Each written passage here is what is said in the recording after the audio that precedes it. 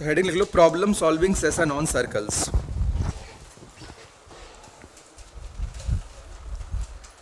Problem solving session on circles.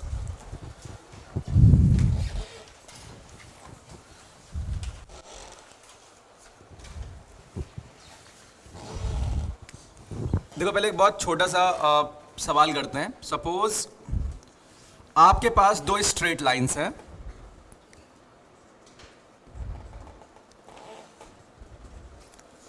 Three x minus 4y plus 7 equal to 0। ये L1 एक straight line है। दूसरी straight line L2 है, ax plus 2y minus 1 equal to 0। ये दो lines हैं, ठीक है।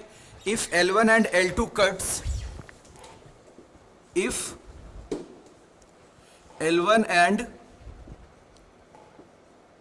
L2 cuts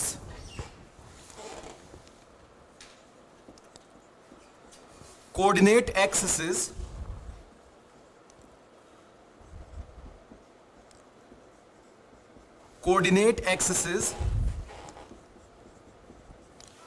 at concyclic point,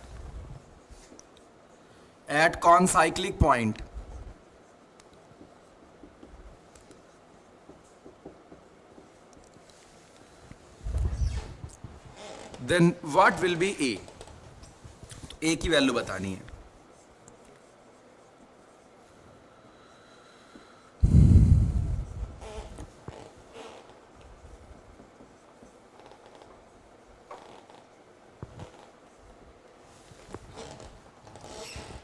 तो सबसे पहले कंडीशन यहां पे देखते हैं। आपके पास कोई भी दो स्ट्रेट लाइन सपोज हैं, पहले उस लॉजिक को समझते हैं।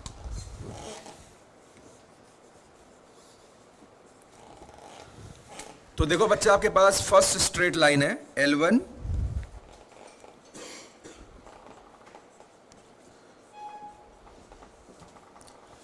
और दूसरी स्ट्रेट लाइन है L2।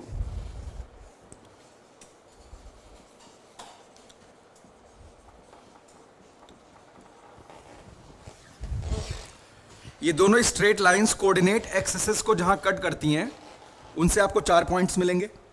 पहली वाली लाइन किन्हीं 2 पॉइंट पे कट करेगी, दूसरी वाली लाइन किन्हीं 2 पॉइंट पे कट करेगी, 4 पॉइंट मिलते हैं। चारों पॉइंट सर्कल पे हैं, तो आपको A1, B1, A2, B2 इन सब में रिलेशन बताना है। तो मैं एक रफ पिक्चर बना देता हूं यहां पे।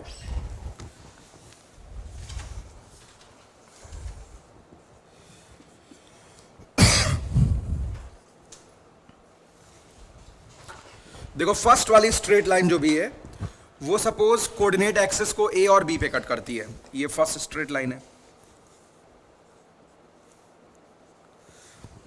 और दूसरी स्ट्रेट लाइन ये कोऑर्डिनेट एक्सिस को मान लिया कि नहीं और 2 पॉइंट पे कट करती है। कोई भी लाइन बना लेते हैं और कुछ ऐसी लाइन बना लेते हैं। मतलब ऐसा एक पॉसिबल पिक्चर हो सकता है। अब कहने का मतलब ये चारों point cuts the coordinate axis at concyclic point. Concyclic मतलब चारों पॉइंट एक सर्कल पे लाई करें। So this one is suppose L1 और ये वाली स्ट्रेट लाइन L2 है बच्चे। ये ओरिजिन, तो आप यहां से OA कंप्यूट कर सकते हो। इस स्ट्रेट लाइन L1 को आप इंटरसेप्ट फॉर्म में बदलो, आपको OA का लेंथ मिल जाएगा, राइट। तो आप बच्चे यहां पे लिख सकते हैं A1x प्लस B1y बराबर माइनस C1, यानी आप ऐसे लिख सकते हैं x upon minus C1 divided by A1 plus y divided by minus C1 divided by B1। ये आपने पहली स्ट्रेट लाइन को इंटरसेप्ट फॉर्म में कन्वर्ट किया। ऐसा करने से तुम्हें OA और OB दोनों की वैल्यूज मिल जाएंगी, राइट। आपके पास OA अवेलेबल है, तो आप यहां पे OA लिख सकते हैं। OA आ रहा है minus C1 divided by A1 और OB जो भी है वो आ रहा है minus C1 divided by B1।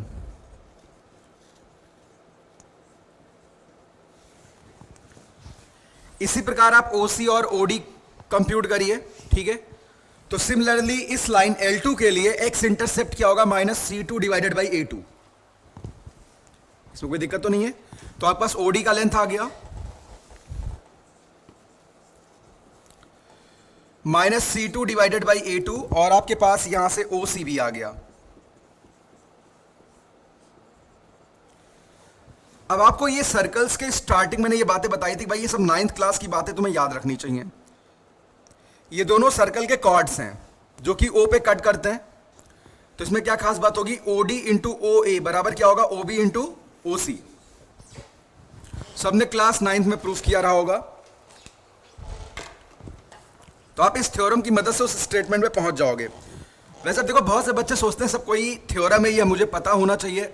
Of course अगर आपको याद है अच्छी बात है, लेकिन नहीं भी पता तो अपने 9th क्लास की बेसिक थ्योरम्स, ज्योमेट्रीज, इस पे जा सकते हो।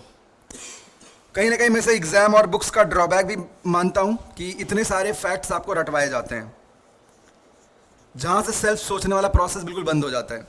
ओडी इंटू OA, कुछ लोग मुंह उठा के चले आते, बोलते रहे ये थ्योरम आपने पढ़ा ही नहीं, सवाल मिल गया इसी पे। ये कोई पढ़ाने थ्योरम थोड़ी ना है, ऑलरेडी तुमको पता होना चाहिए।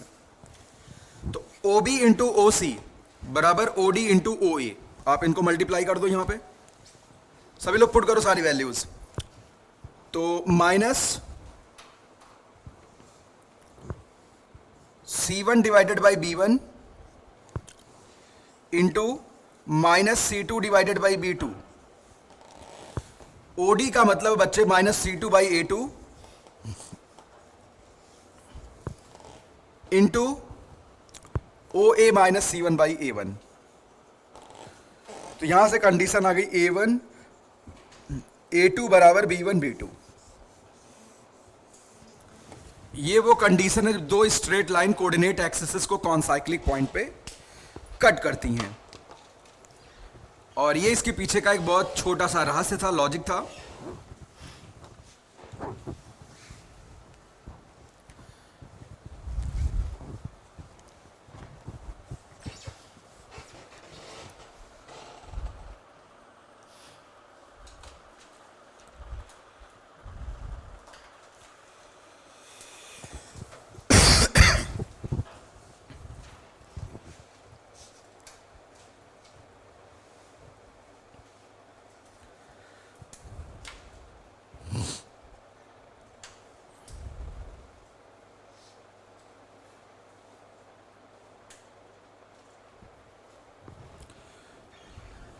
ठीक है, यहां तक कोई दिक्कत नहीं।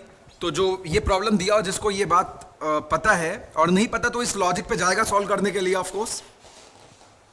ठीक है, वो इस लॉजिक पे जाएगा। उसके बाद तो वो इसे बहुत प्यार से कर पाएगा, बोलेगा भाई 3 इंटू ए बराबर -4 इंटू 2, A1 A2 बराबर B1 B2 कर लो। तो ए की वैल्यू कितनी आएगी, -8/3।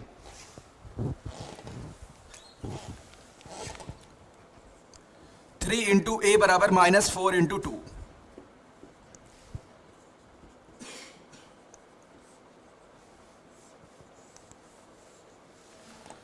-8 डिवाइडेड बाई 3।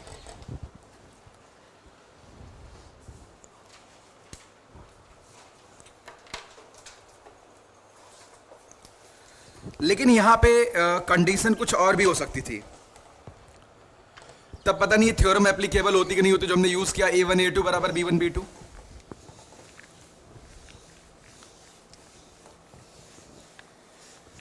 अब देखो, अगर ऐसी कोई सिचुएशन हो जाए कि ओरिजिन सर्कल के बाहर चला जाए, आप डायग्राम में देखना, एक स्ट्रेट लाइन आपकी इधर से जा रही है,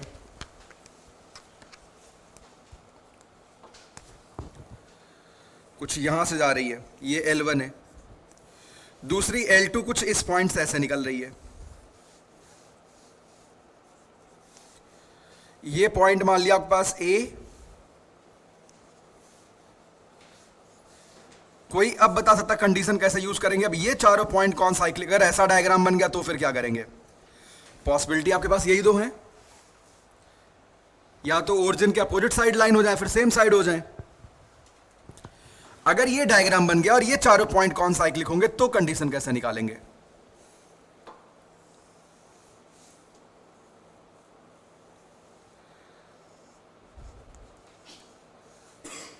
बताओ भाई। हाँ लाल बताओ। सर आपने वो लिखवाया था sir, PT square great. P T square बराबर P A into P B. तो अब आप क्या करेंगे, ये ओ पॉइंट से आप क्या कर रहे हो, दो सीकेंड्स बना रहे हो। ये सर्कल को सी और ए पे कट कर रहा है, दूसरा डी और बी पे कट कर रहे हैं। तो एक काम मैं करता हूं, इस ओ पॉइंट से एक टेंजेंट बना लेता हूं। मान लिया टी पे मीट करता है, ये टेंजेंट सर्कल से कहां मीट करता है, मान लिया टी पे मीट करता है। तो आपके पास ये बात यहां पे अवेलेबल होगी कि ओ टी स्क्वायर बराबर ओ सी इंटू ओ ए होगा, और यही ओ टी स्क्वायर आपका O D into O B के बराबर भी होगा। बोलो बच्चे हाँ या ना।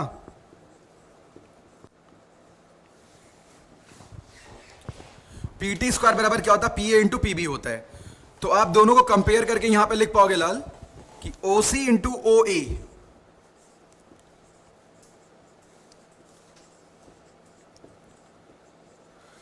बोलो सर, तो वही वाली बात आ गई जो पहले थी, बिल्कुल वैसी बात यहां पे आ गई, लेकिन यहां पे लॉजिक कुछ और था। यहां पे हम पी टी स्क्वायर बराबर P A into P B से प्रूफ किए। आप यहां भी डिराइव करोगे सेम रिजल्ट मिलेगा, लेकिन दोनों रिजल्ट का लॉजिक अलग अलग था। वहां पे कॉर्ड सर्कल के अंदर इंटरसेक्ट कर रहे थे, यहां पे आपने सर्कल के बाहर किसी पॉइंट से दो सीकेंड्स बनाए हैं।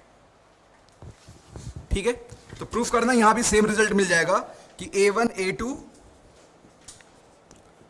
मतलब कोई तुम्हें एसर्शन रीजन में फंसा नहीं सकता है। कैसा भी केस हो, result will be same.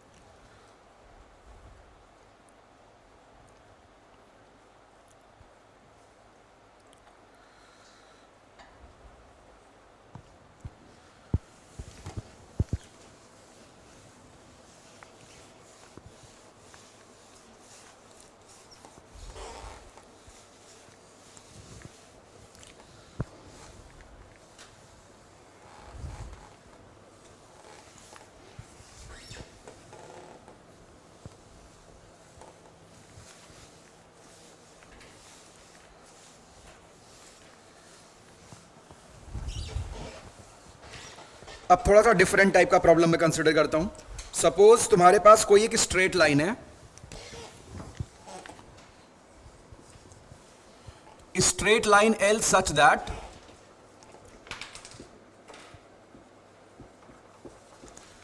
y minus mx equal to 0 and circle such that x square plus y square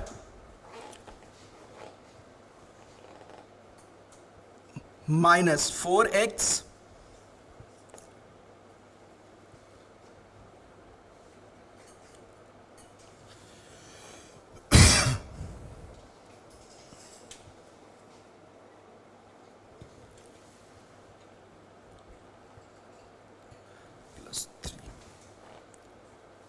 plus 3 equal to 0। अब यहां पे केस है, ये लाइन और सर्कल दिए गए हैं। If L intersects with S at least one point, at least at one point,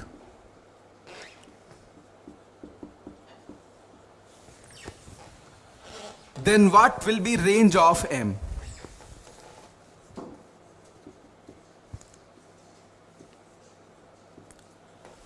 Then what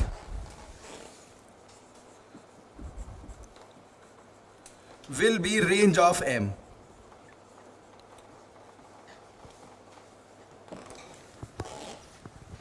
मेरे साथ साथ करना। मैंने हमेशा से कहा कि आप हर बार सवाल में कोशिश करें, रियल ड्राइंग करें, उससे कई दफ़ा बहुत फ़ायदा मिलता है।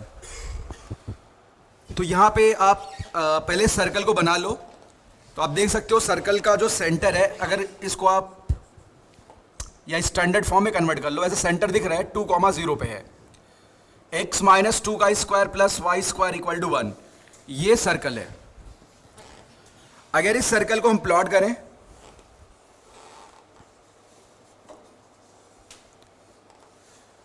तो बच्चे इस सर्कल का जो सेंटर है वो 2,0 पे है, राइट। 2,0 पे सेंटर है और रेडियस 1 यूनिट का है।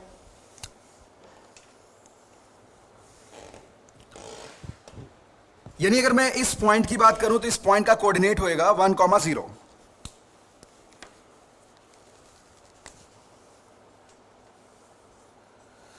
और इसका कोऑर्डिनेट, ये मैंने गलत कर दिया यार, यहां पे काम करते हैं, प्लस आप कर लो, मैं इसे चेंज नहीं करने वाला,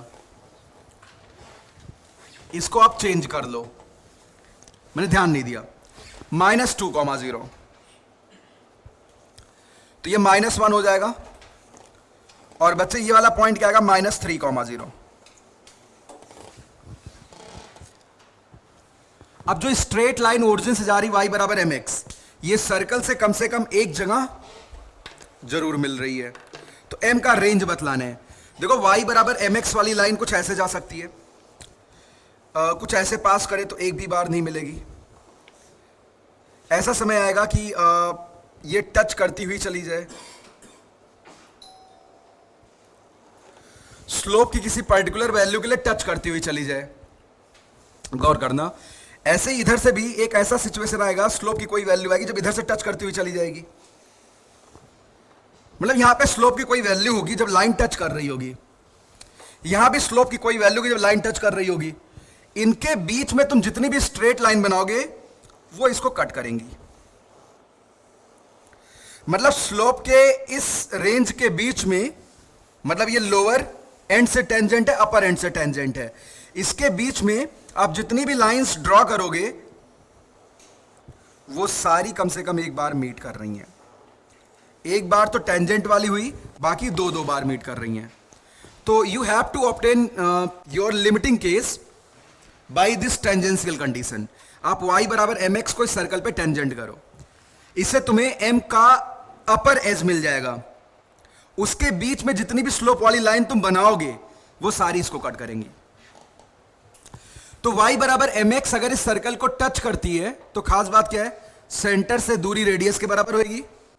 इसका सेंटर -2,0 है, तो -2,0 से लाइन का जो परपेंडिकुलर डिस्टेंस वो तुम्हें रेडियस के बराबर करना है।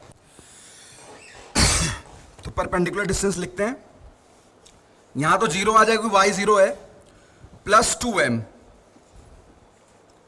कौन सा फॉर्मूला मैं यूज कर रहा हूं, ax1 plus by1 plus c1 का modulus upon root under a square plus b square, upon में आएगा बच्चे root under 1 plus m square, और ये वैल्यू 1 के बराबर है। कोई दिक्कत तो नहीं है। इसको सॉल्व करते हैं, स्क्वायरिंग कर लो, तो 4m स्क्वायर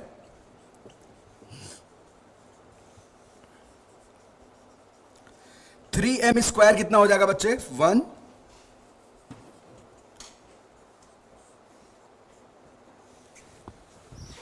तो m की वैल्यू +-1/√3 आएगी। बोलो भाई कोई दिक्कत तो नहीं आता है। इसका मतलब जो ये वाली लाइन थी, ये वाली, इसका तो स्लोप -1/√3 होना चाहिए। बोलो नहीं +1/√3 क्यों नहीं लिखा, अरे उल्लू थोड़ी नो यार, ऐसे लाइन जा रही है तो स्लोप तो निगेटिव ही होएगा ना। और इस वाली लाइन का स्लोप कितना होगा, 1/√3, यानी -1/√3 और +1/√3 स्लोप के बीच में तुम जितनी भी लाइन ड्रॉ करोगे वो सारी सर्कल को इंटरसेक्ट करेंगी। सबको अच्छे समझ आ रही है।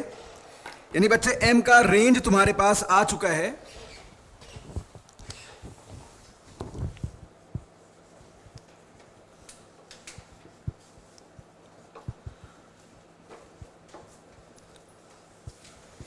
बोलो सर मुझे सीधे इनइक्वालिटी बना के सॉल्व करनी है, ऐसे नहीं सॉल्व करना है। स्टार्टिंग से इनइक्वालिटी बनानी कैसे बनाएंगे?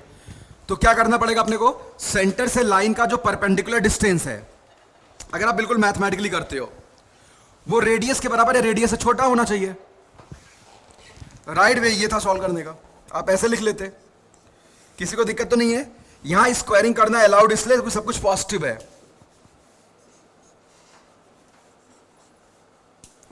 अब इस इनइक्वालिटी को सॉल्व कर दो, तुम्हें यही इंटरवल मिल जाएगा।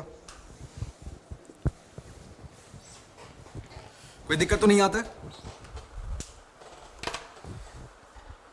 चलो, कोई यहां पे किसी का डाउट है, पूछ सकता है।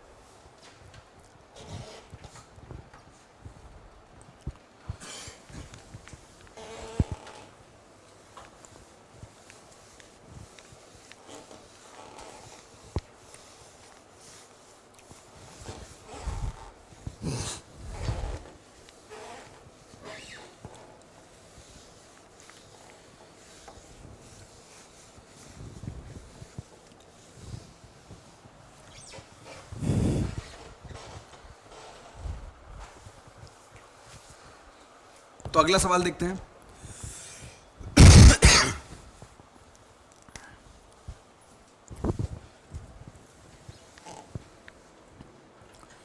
देखो अपने पास यहां पे दीपांशु भैया खड़े हुए हैं ओरिजिन पे, और दीपांशु ओरिजिन नहीं है, मतलब दीपांशु ओरिजिन पे खड़ा है, और दीपांशु के पास कौन सी गाड़ी है, लूना TFR, वो देखा हुआ है जो पुरानी जान चलती थी, बिल्कुल वो बिक्की बोलते थे,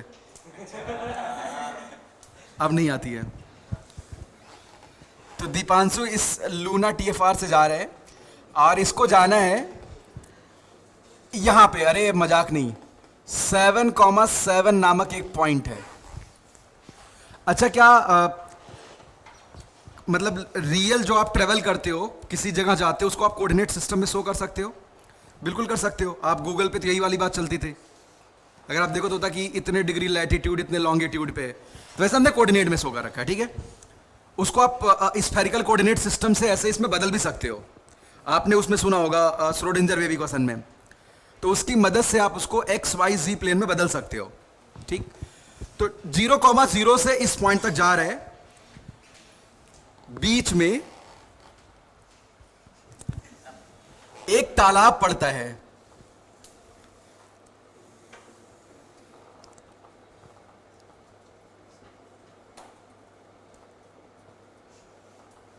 तालाब सर्कुलर है, मोदी जी की योजना में बना था।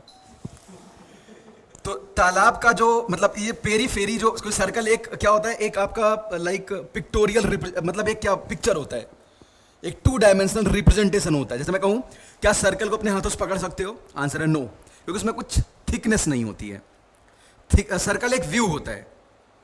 जैसे सर्कल जो भी साइकिल का चक्का हुआ, उसका जब आप फ्रंट व्यू ऐसे देखेंगे तो सर्कुलर दिखता है। इस लाइट का जैसे आप बॉटम व्यू देख रहे हो तो आपको रेक्टेंगुलर नजर आ रहा है, रेक्टेंगल भी आप नहीं पकड़ सकते, पकड़ लिया तो क्या बन जाएगा? क्यूबॉइड बन जाएगा। तो वैसे ही अब आप समझ गए मैं क्या बोलना चाह रहा हूं, ठीक है। तो बच्चे ये सर्कल का इक्वेशन है x - 3 का होल स्क्वायर,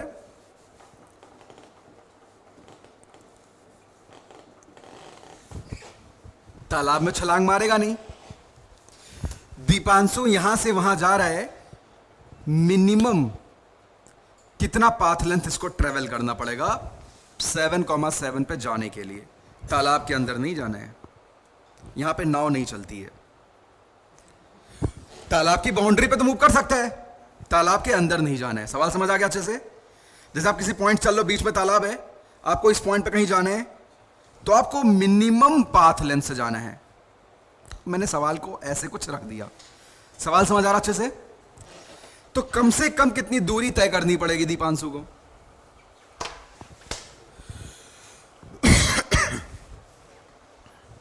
जिसने बता दिया उसको ये सांप में गिफ्ट करूंगा। मैं भूल गया, एक्चुअली गया मैं दवा वल लगा के सो गया, तो मेरे जैकेट में पड़ा हुआ था। जिसको चाहिए वो लेके जा सकता है। देखो ये it is non venomous king cobra. Solve करो इसे। देना कौन कौन लाल इसमें बढ़िया प्लान बना सकते हैं। इंपॉर्टेंट है आप क्या सोच रहे हो, आंसर आए ना आए कोई फर्क नहीं पड़ता अभी।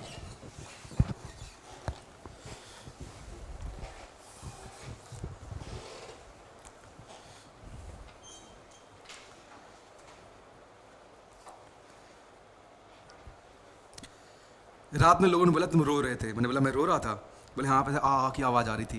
बोला अच्छा, बोला होता, मैंने सोचा कब एक्सीडेंट फिर से हो गया दोबारा।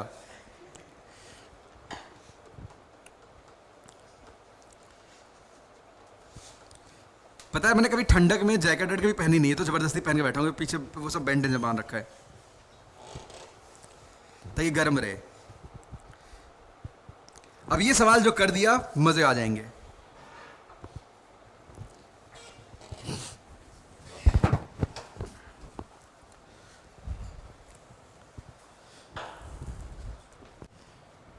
वैसे ये भी देख सकते हो कि मतलब दीपांशु जमाल यहाँ पे कोबरा बैठा हुआ है, इस पॉइंट पे कोबरा को यहाँ जाना है, वो तालाब में जाएगा नहीं, वो शॉर्टेस्ट रूट फॉलो करेगा, तो कैसे जा सकता है। तो सांप वाला सवाल भी हो सकता है।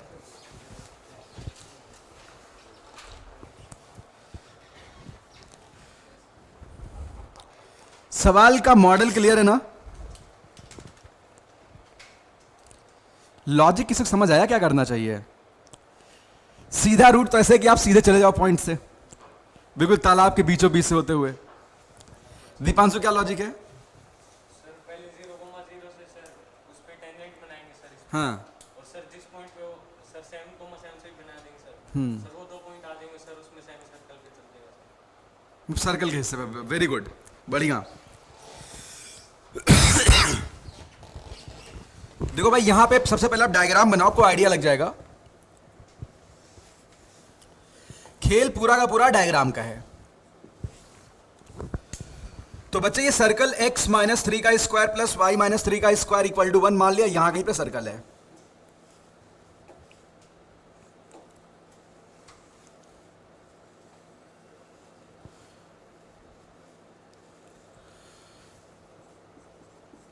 सेंटर इसका 3,3 पे है, 7,7 ऑफ कोर्स कुछ यहीं पे होगा, y बराबर x वाली लाइन पे ही लाई करेगा।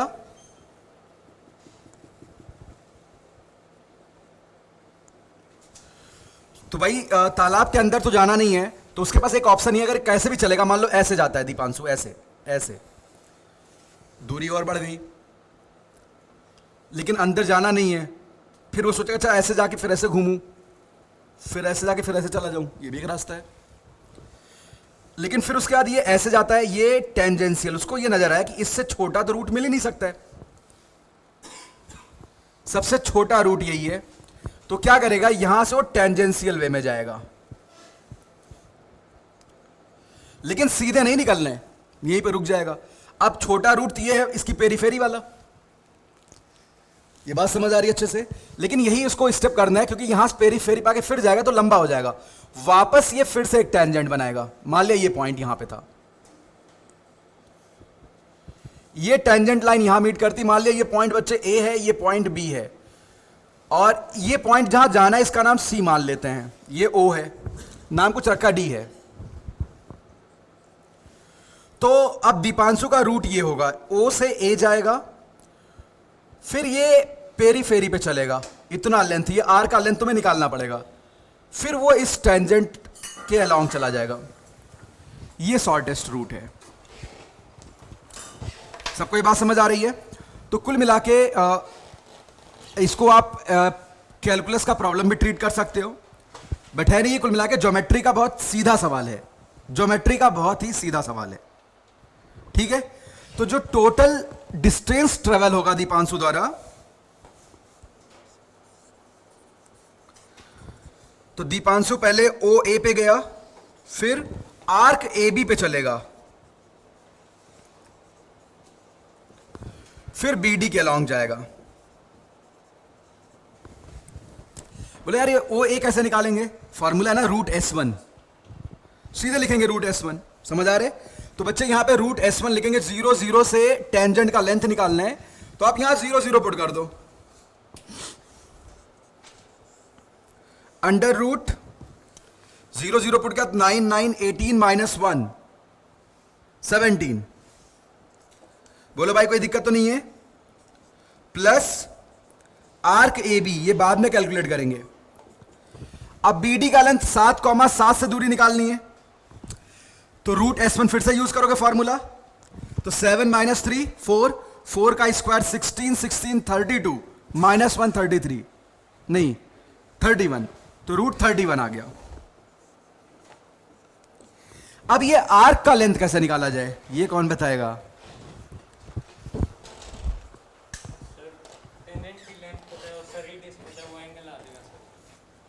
ये वाला एंगल, हाँ बिल्कुल सही बात है भाई। आप ये काम कर दो, देखो यहां से आप इसको ज्वाइन कर दो। अगर ये एंगल तुम्हारे पास थीटा है, तो जो आर्क लेंथ होता है उसमें और रेडियस में रिलेशन होता है, बताओ क्या होता है? नहीं, हमारा पीयूष मित्तल बताएगा, बहुत हंसी के पेड़ खाए दिवाली में। एंगल थीटा बराबर arc length upon radius. Radius 1 है।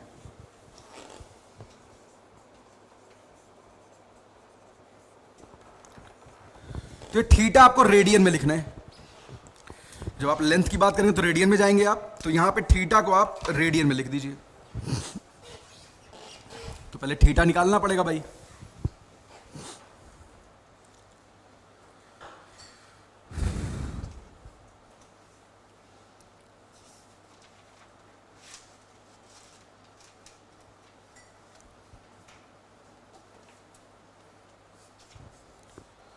कैसे निकालेंगे जल्दी से?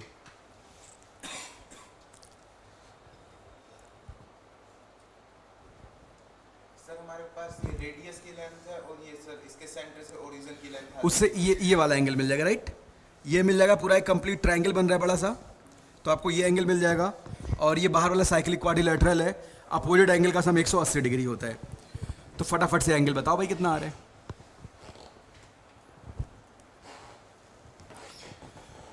tan थीटा आप कैलकुलेट कर लो दोनों में। ये मान लो ये वाला एंगल बच्चे मान लो अल्फा है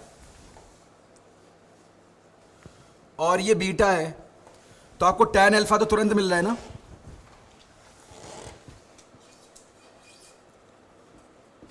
tan अल्फा होगा 1/√31। नहीं यार, ये tan बीटा होगा।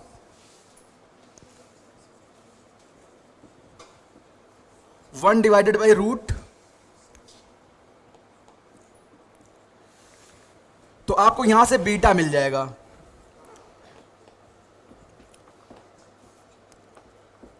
tan इनवर्स, और यहां से बच्चे आपको अल्फा मिल जाएगा।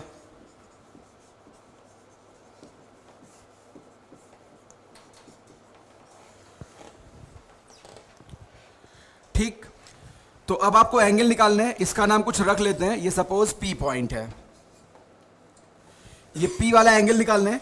तो एंगल P की वैल्यू क्या होगी?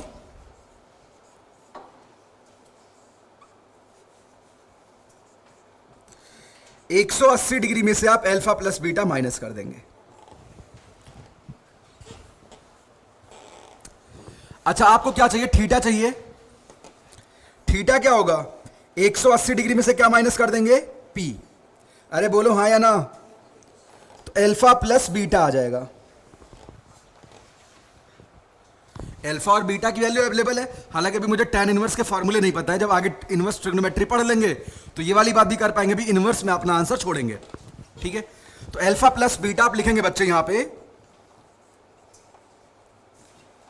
tan inverse 1/√17।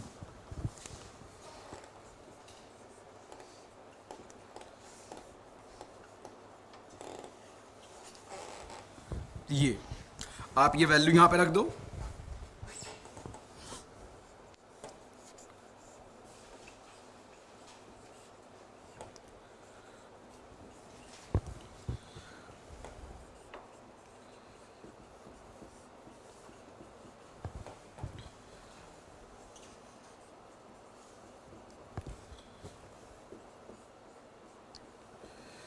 कोई पूछेगा ये एंगल्स किस फॉर्म में आपने लिखा हुआ, क्या बताओगे आप? रेडियन में।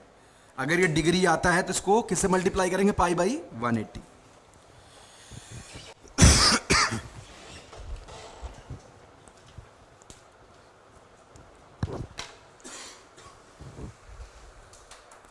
ये वाली क्लास कितने बजे तक है?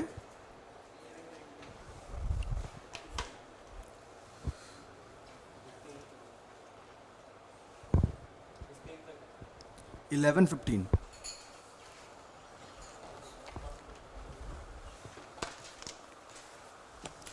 चलो कुछ सवाल मॉड्यूल से भी करते हैं।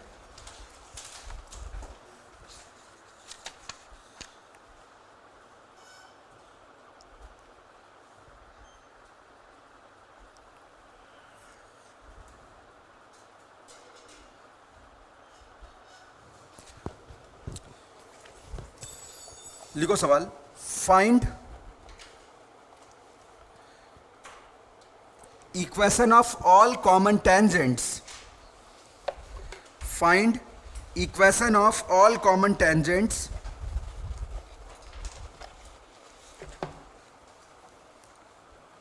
To the circles X square plus Y square बराबर 1,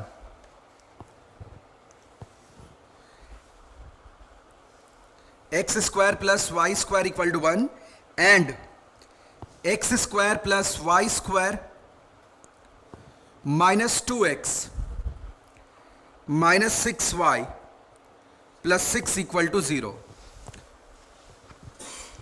देखो तुम्हारे मॉड्यूल में जो सवाल दिया गया उसमें नंबर ऑफ टेंजेंट पूछा है।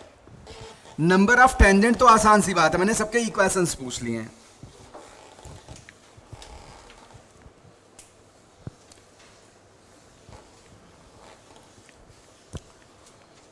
पहले तो ये आंसर करो कितने टेंजेंट बनेंगे, देखना कौन कौन कर सकता है।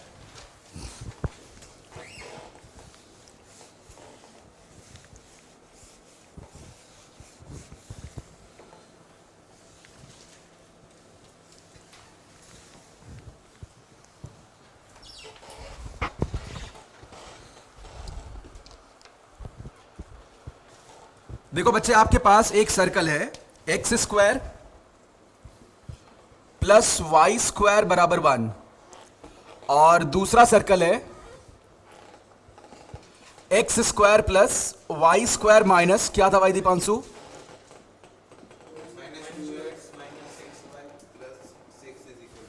तो कितने टेंजेंट बनेंगे पहले ये बात देखने के लिए सेंटर के बीच की दूरी और रेडियस में रिलेशन देख लेते हैं। तो इस सर्कल का जो सेंटर है वो तो 0 0 है, इसका जो रेडियस है 1 है। इस सर्कल के सेंटर की बात करते हैं तो इसका सेंटर है बच्चे 1,3 पे, और अगर मैं रेडियस की बात करूं, रेडियस कितना आ रहा है 2। सेंटर के बीच की दूरी अब C1 C2 देख लेते हैं, तो √10 आएगा जो कि रेडियस के समेशन से बड़ा है। इसका मतलब दोनों सर्कल्स कुछ ऐसी नजर आएंगी। बोलो भाई हाँ या ना, कोई दिक्कत तो नहीं है। दोनों बाहर बाहर रहेंगे, मतलब 4 टेंजेंट बनेंगे, 2 ट्रांसवर्स और 2 डायरेक्ट। अब इनका इक्वेशन चाहिए तो कैसे लिखेंगे? देखो भाई, यहां पे सेंटर पहले लिख लेते हैं, बहुत ही प्यारी ज्योमेट्री, यहां पे मजे आ जाएंगे। देखो अच्छा, ये टेंजेंट लाइन में बना देता हूं भाई, ये देखो टेंजेंट लाइन ऐसे कुछ रही।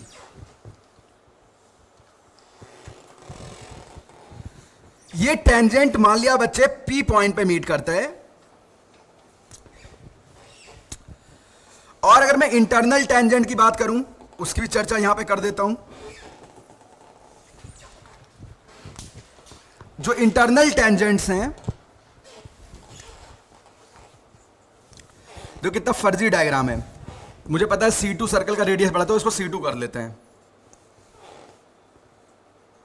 अब फिर भी सही है। अब यहां पे इंटरनल टेंजेंट्स बना लेते हैं लाल।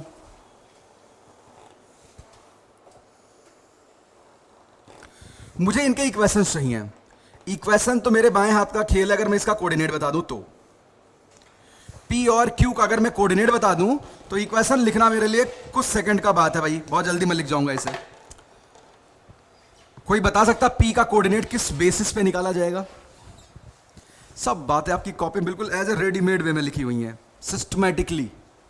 मैंने कहा था ना, मैंने इसके सवाल नहीं करवाए हैं, आगे कर लेंगे। एक्सटर्नली कट कर रहा है सर वो, तो वो उसके हम रेडियस के रेशियो को एक्सटर्नली कट कर रहे हैं, तो उससे हम उसका पॉइंट निकाल सकते हैं सर। सेक्शन फार्मूले से, not distance formula, section formula. देखो जो P का कोऑर्डिनेट P पॉइंट है वो सेंटर ज्वाइनिंग लाइन को एक्सटर्नली डिवाइड कर रहा है। कैसे डिवाइड कर रहा है? रेडियस के रेशियो में। यानी P divides line joining C2 and C1 externally in the ratio of their radius. यानी R2 अपॉन R1 के रेडियस में डिवाइड करेगा, रेशियो में डिवाइड करेगा। ये बात सबको समझ आ रही है? तो यानी P पॉइंट सेंटर को ज्वाइन करने वाली लाइन को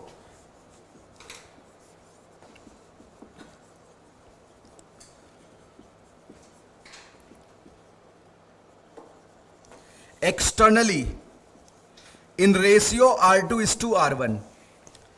तो बच्चा P का आप X और Y कोऑर्डिनेट निकाल सकते हैं। ये XP और ये YP है। चलो भाई, तो XP का कैलकुलेशन किया जाए।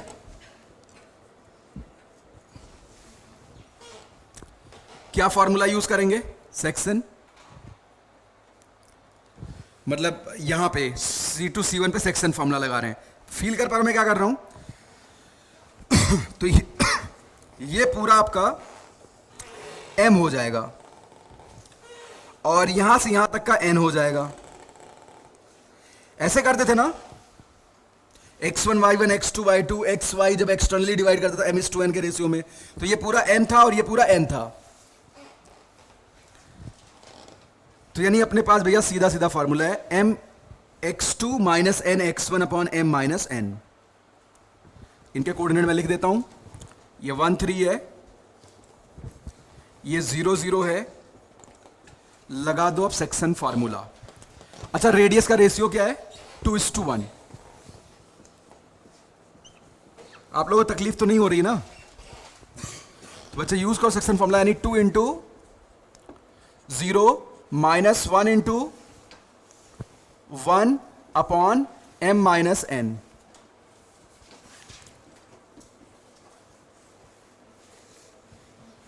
यानी जो XP है उसका बच्चे कोऑर्डिनेट आएगा -1। YP पे सेम कैलकुलेशन करते हैं, my2 माइनस ny1।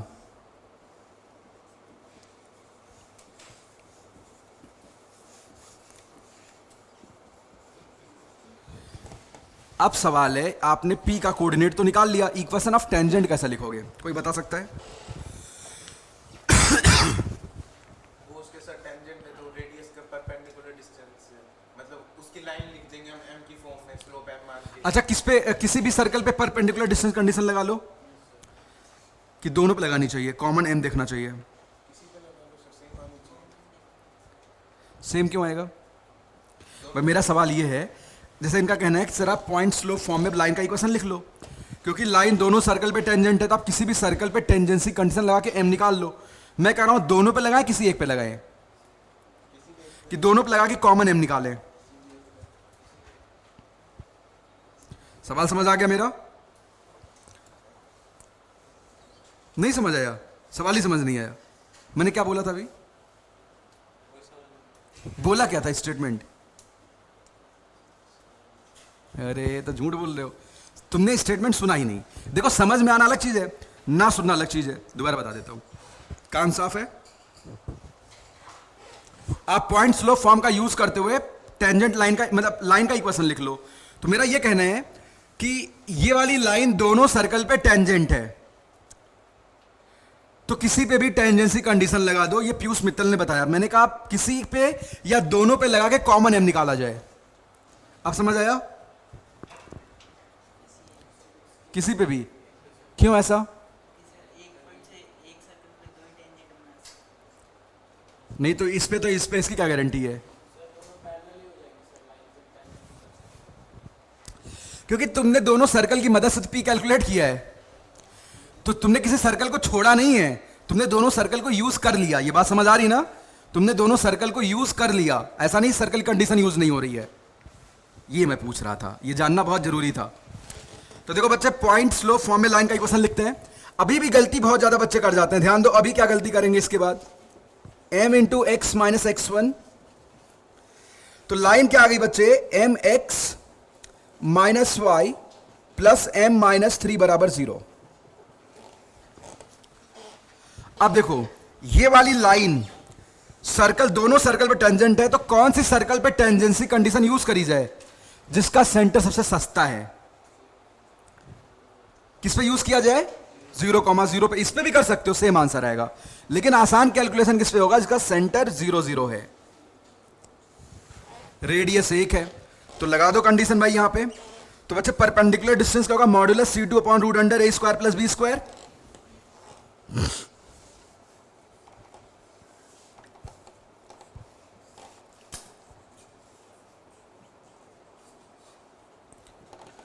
दोनों तरफ का स्क्वायरिंग करके m की वैल्यू निकालो।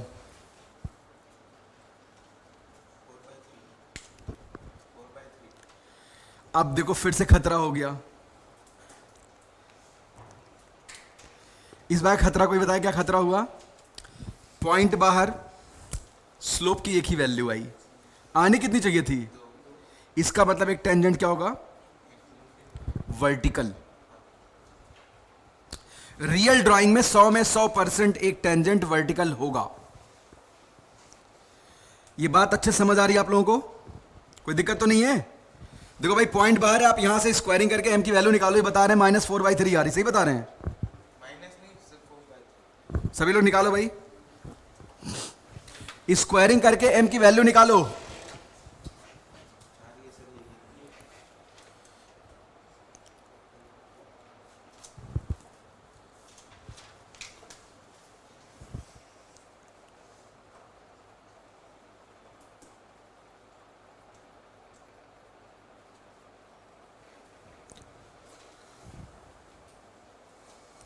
पूरी कहानी क्रिस्टल क्लियर है? चलो बच्चे, यहां m कितना है? 4/3।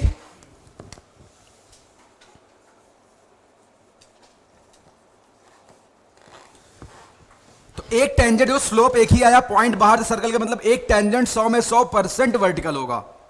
इसकी चर्चा हमने खूब कर रखी है। तो चलो एक टेंजेंट का पहले इक्वेशन लिखते हैं, दूसरा वर्टिकल होगा। तो यानी y minus y1 equal to 4/3। एक तो ये हो गया, दूसरा क्या होगा बच्चे? y plus 3 equal to 1/0। बोलो, अरे वर्टिकल टेंजेंट है ना, स्लोप इन्फिनिटी होगा। एक लाइन ये आ गई, x बराबर -1। कोई दिक्कत तो नहीं है? अब बोलो सर जरा इन सर्कल्स की रियल ड्राइंग करके मुझे दिखाओ क्या बन रहा था। अगर आप रियल ड्राइंग करके देखेंगे तो ऐसा कुछ पिक्चर आपको नजर आएगा। देखो एक का तो सेंटर 0, 0, रेडियस 1 है, तो ये सर्कल ऐसी बनेगी। दूसरी सर्कल का सेंटर 1,3 पे, x में 1 गए और y में 3, यहां कहीं पे रेडियस 2 है।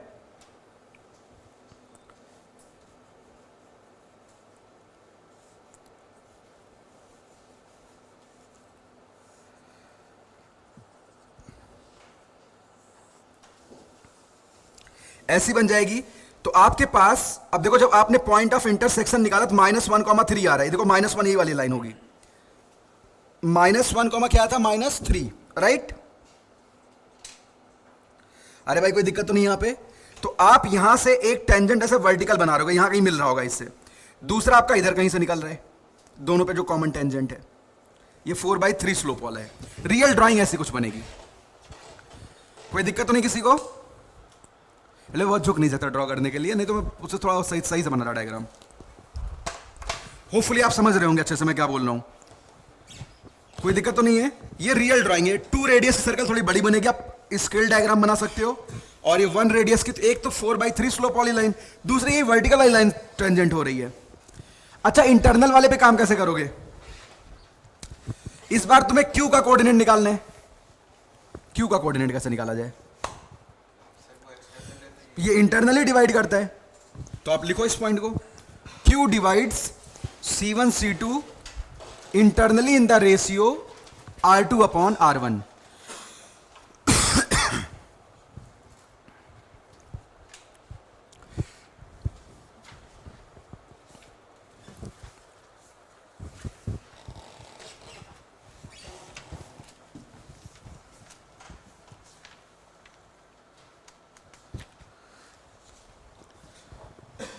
तो क्यू का कोऑर्डिनेट अब आप निकाल पाओगे? भाई इंटरनल डिवीजन है, 2:1 का रेशियो है, तो एक्स कोऑर्डिनेट क्या आएगा? 1/3। बोलो वाई, सेक्शन फॉर्मूला लगाओ भाई, 1/3 और 1 आ गया। अच्छा सेम वर्किंग यहां करनी है, पॉइंट स्लोप फॉर्म में लाइन का इक्वेशन लिखो, सेंटर से दूरी रेडियस के बराबर कर दो। इस बार एम की 2 वैल्यूज मिलेंगी तुम्हें, तो किस पे लगाओगे टेंजेंसी कंडीशन? 0 0 वाले पे। कर पाओगे ना? तो ये आपका होमवर्क है। अब देखो भाई, आप मॉड्यूल के सारे सवाल अटेम्प्ट करना, और पोल पोलर या कहीं आपको को एक्सियल सिस्टम ऑफ सर्कल मिलेगा। तो इसका मतलब क्या होता है? 2 या 2 से ज्यादा सर्कल्स, पेयर ऑफ सर्कल्स जिनके सेम रेडिकल एक्सिस हो, ऐसा हो सकता है, उनको बोलते हैं को एक्सियल सिस्टम ऑफ सर्कल्स। तो ऐसे वर्ड्स कभी जेई एडवांस ये वर्ड देखे तुमसे सवाल नहीं पूछेगा, वो डिफाइन करते हैं बेसिक बातें जो भी हैं। बट फिर भी आप देख लेना, आपके मॉड्यूल में लिखा हुआ है ये वाली बात, इस पे के सवाल करने हैं। मतलब ऐसा होता है, ऐसे 2 सर्कल्स हैं, उसी सिस्टम ऑफ सर्कल में कोई 2 और सर्कल आ जाएं, उनका वो कॉमन रेडिकल एक्सिस हो, ठीक है। और सबसे अच्छा समझना तरीका क्या है? आप 2 सर्कल एक्सटर्नली टच करने वाली ले लो। कैसे ले लो? टच करने वाली। उसी के अंदर एक और सर्कल बनाओ जो उसी पॉइंट पे टच कर रही है, तो जो छोटी सर्कल्स हैं जो सेम पॉइंट पे टच करेंगे उनका भी रेडिकल एक्सिस सेम रहेगा, वही कॉमन टेंजेंट। ये बात समझ आ रही ना? तो ये 1-2 टर्म्स तुम्हें कभी कभी मिलेंगे। चलो, तो कल की क्लास में थोड़ी देर डिस्कशन होगी, आप एक्सरसाइजेस करेंगे, बाकी बीच का पोर्शन आपको करना ही करना है। तो मैं एक्सरसाइज 1 लगभग पूरी डिस्कस करूंगा, ठीक है।